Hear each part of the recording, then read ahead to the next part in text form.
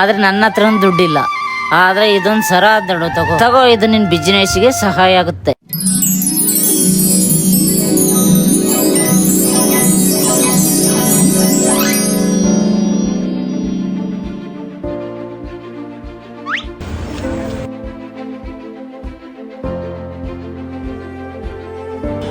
ಓ ಯಾಕ ನಗ್ತಿದ್ಯಾ? ಇದ್ರ ಬಗ್ಗೆ ನಾನು ಯಾವತ್ತೂ ನಿಂಗೆ ಮುಂಚೆ ಹೇಳಿರಲಿಲ್ಲ. ನಾನು ಇದನ್ನ ಮಾರೋದಿಲ್ಲ. ಈ ಒಂದು ನಿನ್ನ ಮಹಾಶಕ್ತಿನ ಯೂಸ್ ಮಾಡಿಕೊಂಡು ಒಳ್ಳೆ ಕಡೆ ಗೋಲ್ಡ್ ಲೋನ್ ತಗೋತೀನಿ. ಅದೇ IIFL ಫೈನಾನ್ಸ್. ಇದು ಶೇಪನಾ?